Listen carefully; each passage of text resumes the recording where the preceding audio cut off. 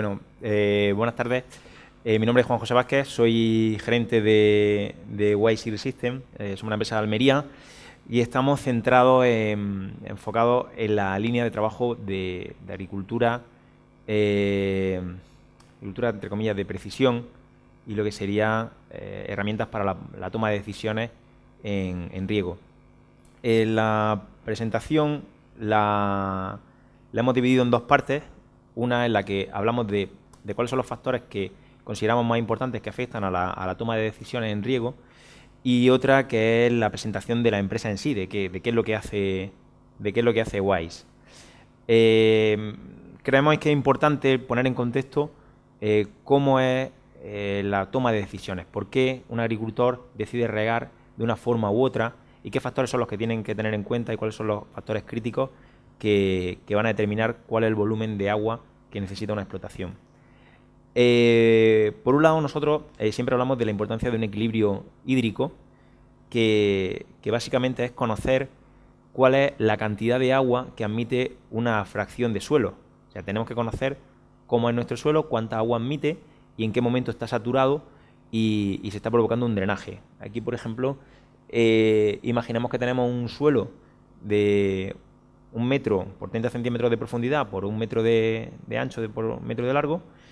Bueno, pues hipotéticamente ese suelo, en función de sus características físicas, podría admitir 51 litros de agua. ¿Qué pasa si nosotros aplicamos un riego que supere esos 51 litros de agua? Pasan dos cosas. Que por un lado estamos desperdiciando agua y abono, y por otro lado estamos provocando un estrés para la planta por exceso de humedad y estamos por ende matando raíces y perjudicando el cultivo. Otro de los factores que afectan a ese equilibrio hídrico es que lo que tenemos que tener es un equilibrio entre oxígeno y agua. Si no hay oxígeno, pues difícilmente va a haber biodiversidad en el suelo y difícilmente van a poder proliferar las raíces. Y lógicamente el equilibrio del agua es necesario porque va a ser el vehículo a través del cual se va a transportar todos los nutrientes que nosotros estamos aportando a un cultivo. Otro de los factores importantes que entronca con el equilibrio hídrico son las propiedades hidráulicas de ese suelo. Básicamente siempre se ha trabajado con pirámides de textura y con tablas estándar que no se basan en suelos concretamente españoles, se basan en suelos de Estados Unidos. Pero bueno, nosotros aquí ponemos un ejemplo. Imaginemos que nosotros lo que queremos saber es cuál es la propiedad hidráulica de un suelo y qué características edafológicas tiene ese suelo. Pues nosotros lo que hacemos es que tenemos que conocer cuál es su porosidad y cuál es su granulometría y sobre todo cuál es su curva de retención de humedad. Nosotros ponemos mucha importancia en la curva de retención de humedad porque es la que nos va a determinar dónde están los puntos de trabajo para un cultivo, dónde está su capacidad de campo, dónde está su punto de marchitez, dónde estamos llegando a un estrés excesivo. Como ejemplo, a ver si no. Bueno, vídeo cortito, pero aquí se representa, imaginemos que esa esponja es un suelo con su porosidad y esa esponja está saturada de agua, está totalmente encharcado. Ese agua es lo que se llama agua gravitacional o agua drenable, toda esa agua que se está perdiendo. Eso es agua que no está disponible para la planta y que realmente difícilmente vamos a aprovechar en un futuro, porque al final se pierde, va a subsuelo y lleva nuevamente contaminación. Cuando ese suelo ha dejado de drenar, ese suelo sigue reteniendo agua con una determinada fuerza, lo que nosotros le llamamos la tensión, y ahora aparece, y ese agua que ahora van a apretar y va a salir, eso es lo que llamamos el suelo está en capacidad de campo, y ese agua que ahora sale, ese agua es la humedad que puede aprovechar una planta. Todo lo que hemos echado anteriormente no ha servido para nada. Y ese suelo sigue teniendo agua. Eso es lo que llamaríamos nosotros punto de marchitez permanente. Porque hemos desplazado toda el agua que puede aprovechar el suelo, sigue habiendo agua y ese agua es agua higroscópica, agua no disponible. En muchos casos puede llegar un agricultor, tocar un cultivo y decir: ostras, pues el suelo está un poco húmedo, pero dependiendo de las características físicas de ese suelo, ese agua estará o no estará disponible para la planta. Seguimos. como he dicho, dos suelos que tengan porosidades distintas pueden ser exactamente los dos suelos francoarenosos. Aquí el ejemplo que poníamos al principio, esa imagen que salía, eran dos suelos francoarenosos con características distintas y por lo tanto con curvas de retención distintas. Con lo cual no podemos trabajar con un suelo sin conocer realmente cuál es el esfuerzo que va a hacer la planta para poder quitarle agua a ese suelo. Vale.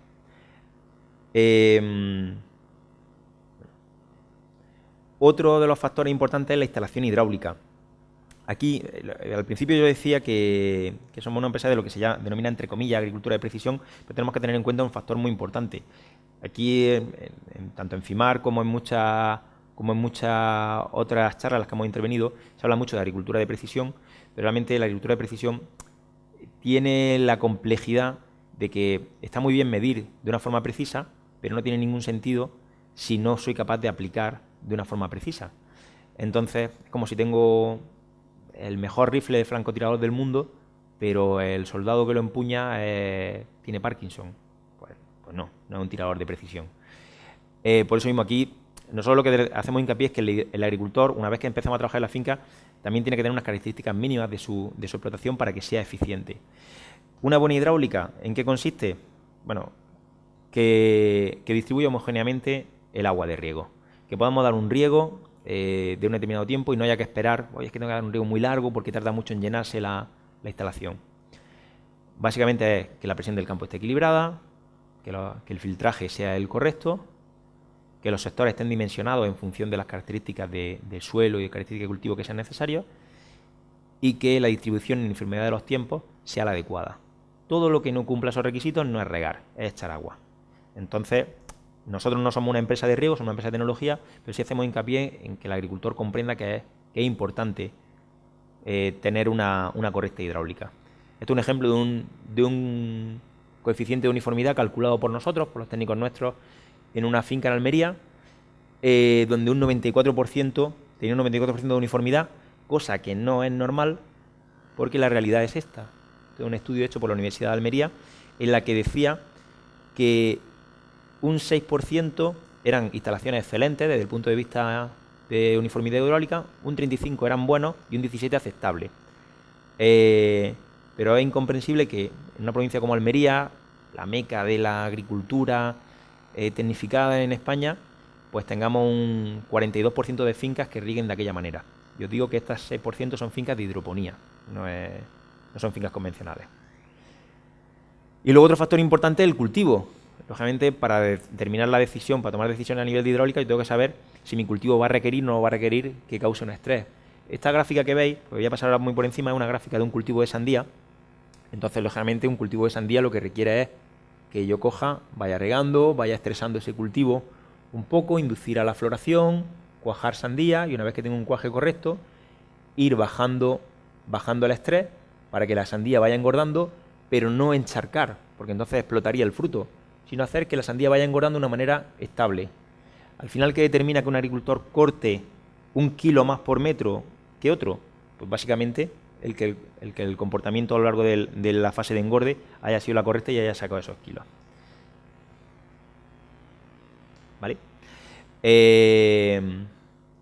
Y bueno, paso a explicaros qué es lo que hace Wise, concretamente Wise Light, que es el producto que hemos venido a presentar aquí. Básicamente nosotros lo que trabajamos son en 3 fases. Aquí lo enseño. Nosotros llegamos a una finca y hacemos un estudio de las características hidráulicas del suelo.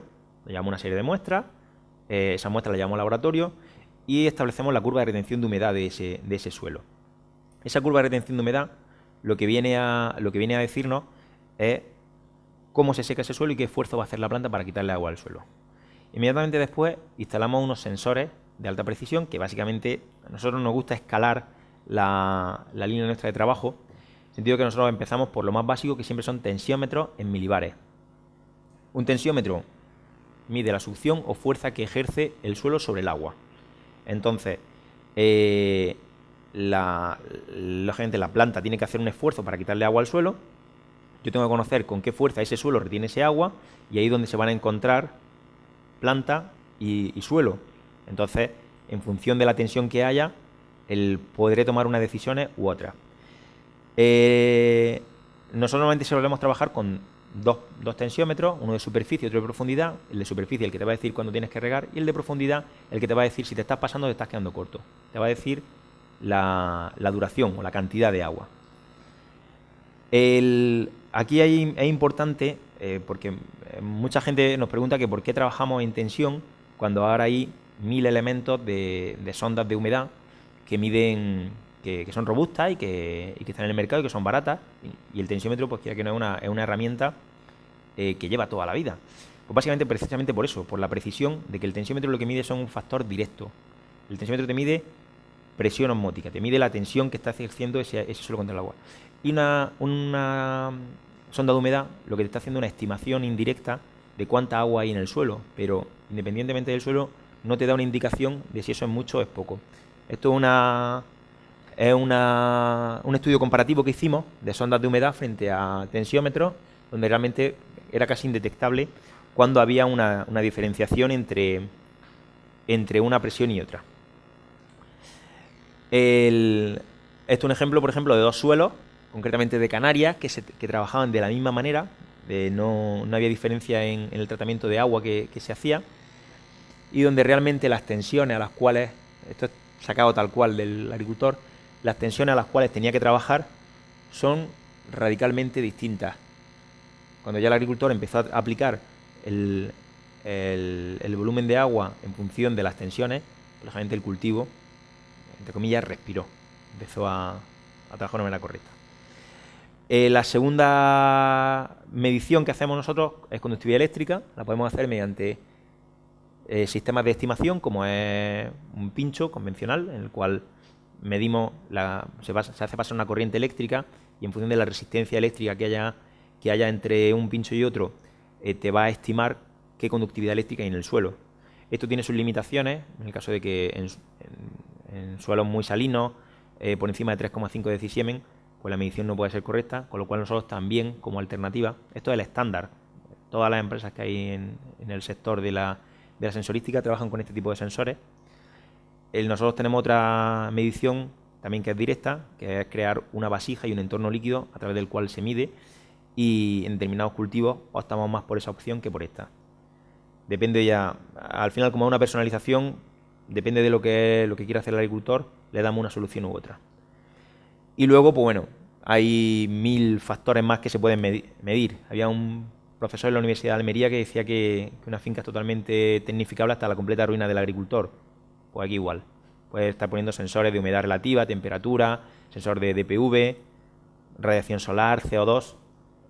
Son factores que ya en función de lo que necesite el agricultor se pueden ir acoplando al sistema. Lo importante es establecer protocolos de trabajo, no vender el sensor, sino vender el qué puedo hacer con ese sensor.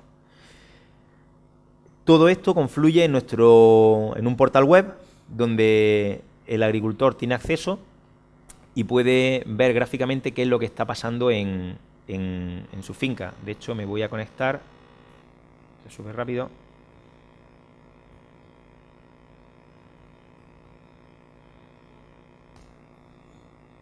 Por ejemplo, bueno, hay acceso al portal, aquí tiene un usuario, CF, por ejemplo.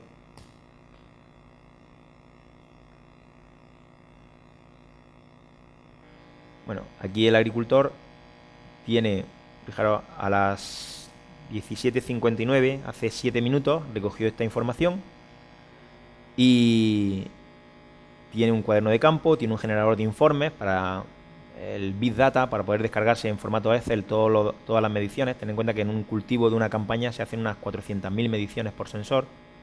Alarmas para que le avise cuando un sensor se salga de un rango determinado, que diga, oye, yo quiero que me avise para regar cuando llegue el tensiómetro número 1 a 150 milibares. Bueno, pues me llega un mensaje al móvil y cojo y efectúo mi riego, o bien que le dé la orden a su propia máquina de riego para que sea el automatismo el que lo active.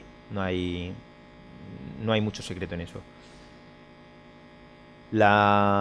Gráficamente, así es como se ve un cultivo. Bueno, esta finca, por ejemplo, pues hoy no ha regado todavía. Lo que está haciendo es, proceso de secar un poquito el suelo. Y en esta otra nave, pues hoy no ha regado, pero por ejemplo ayer dio un riego. La línea, el tensiómetro, la línea azul, el tensiómetro de 15 centímetros, la línea roja el de 30. Fijaros que la tendencia general del de 30 centímetros es bastante más estable. Y el de 15 tiene que fluctuar más. Eso es lo lógico y lo deseado. Que al final exista esa variable, pero sobre todo que a los 30 centímetros la raíz no se estrese, no note esos cambios tan bruscos. Simplemente pues darle 5 minutos más o 10 minutos más de riego en función de lo que estén haciendo esos tensiómetros. Bueno, la línea amarilla es la conductividad.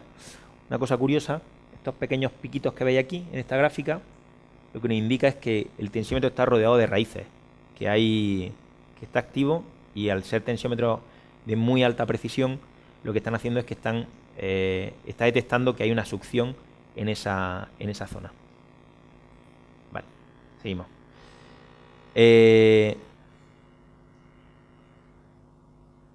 Lógicamente, toda esa información al final es una información útil para tomar decisiones. Al final lo que tenemos que hacer es pensar que hemos juntado datos de un análisis junto con datos de unos sensores, y todos esos datos lo hemos convertido en información, y ahí ya podemos tomar decisiones.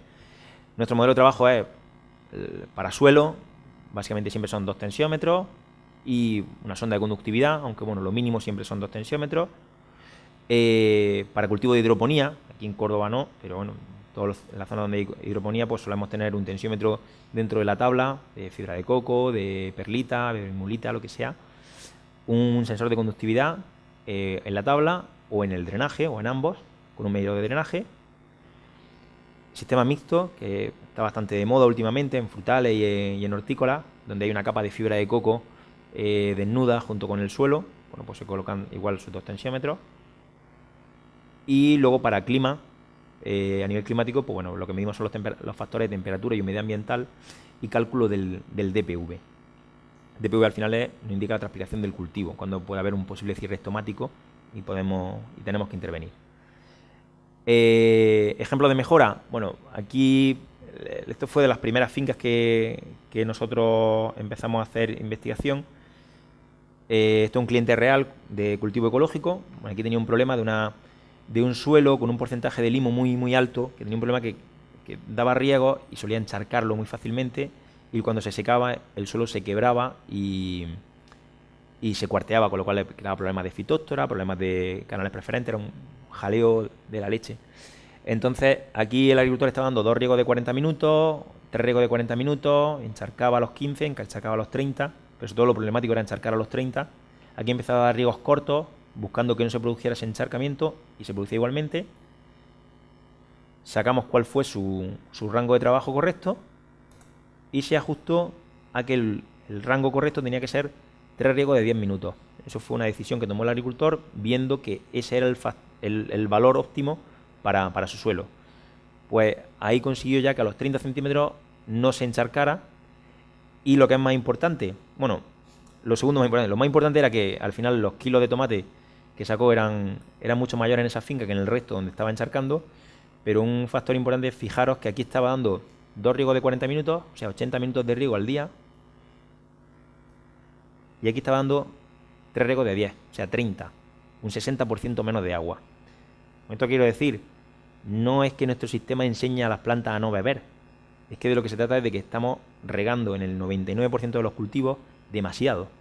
Entonces, lo único que tenemos que procurar es no desperdiciar agua y que el agua esté puesta justamente donde la necesita, que es las raíces, no 1,5 metros debajo del suelo, donde realmente no aporta nada, ni ese agua ni esos nutrientes que hemos echado. Y otro ejemplo de mejora, y con esto vamos a terminar, esto fue un ensayo que hicimos en una finca donde le dijimos al agricultor que fuese regando como él hacía habitualmente. Llevaba 25 años cultivando pimiento, y nosotros empezamos a regar en función de los parámetros que le nos daban los sensores, los tensiómetros en este caso. A él no le dábamos la información y él regaba pues 1 hora, 60.000 litros la hectárea todos los días, nosotros 25, el 60, nosotros 25. Aquí él pasó a dar día sí, día no, nosotros 25 todos los días, con lo cual al final llegamos a un momento en el cual incluso llegamos a regar un poquito más que él. Él regaba 45.000 litros cada 3 días y nosotros 12.000 litros todos los días, porque al final lo que queríamos era mantener una estabilidad. Como consecuencia, nosotros gastamos en esta finca un 36% menos de agua respecto al consumo habitual, que era el que hizo el agricultor y el que recomiendan normalmente los centros de investigación. Y eso provocó un ahorro de 1.431 euros, que es el precio de los abonos en aquella época. Entre el precio del agua y el precio del abono que se ahorró en esa hectárea, se ahorró 1.431 euros en esa hectárea. Pero lo más importante vino en que en esa finca recolectó 1,1 kilos más por metro, lo que suponía el precio más o menos que tuvo pimiento ese año, aproximadamente unos 5.000 euros por hectárea. O sea, ya son 6.400 euros por hectárea de rendimiento. Teniendo en cuenta que el dispositivo que se utilizó para esa finca costaba 2.400 euros, creo que el plazo de amortización es bastante bueno.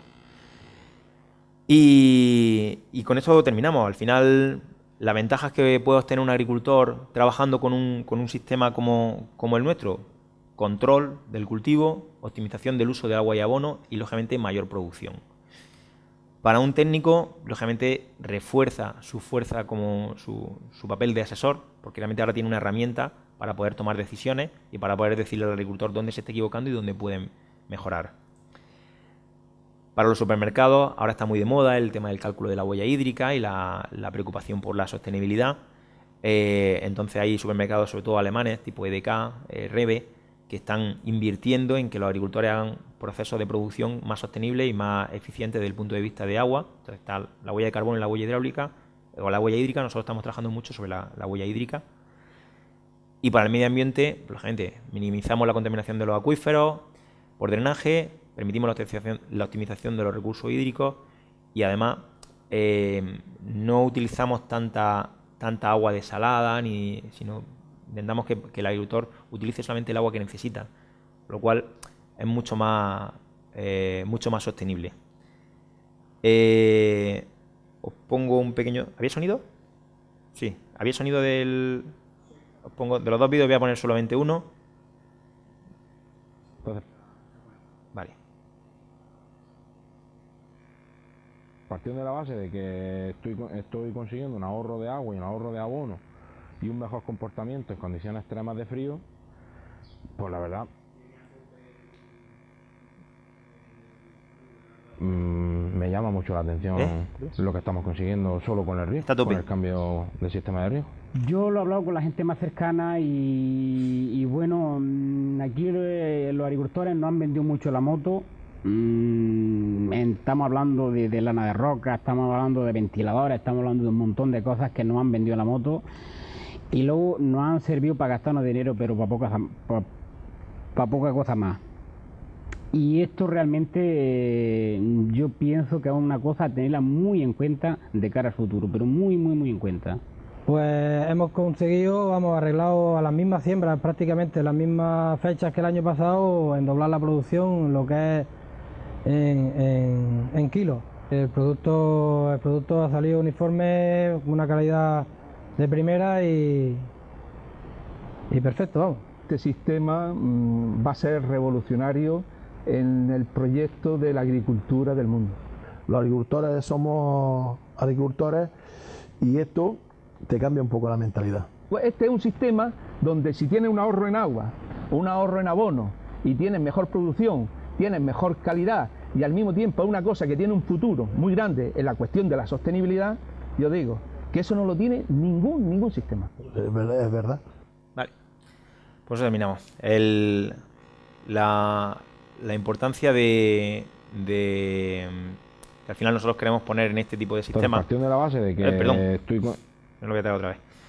Es que realmente es necesaria la tecnología para la agricultura, es necesaria la toma de información para poder tomar decisiones, pero lo que no es necesario es saturar una finca de cacharros. Al final lo importante es medir poco, pero que lo que se mida sea correcto. Entonces, porque si no al final es muy difícil que se pueda hacer el traspaso desde lo que son los laboratorios y las universidades a un agricultor en el día a día, porque la información tiene que ser fácilmente asimilable y es lo que intentamos hacer nosotros, al final que la información sea fácilmente asimilable. Así que nada, muchas gracias Y nada, en el stand nos tenéis.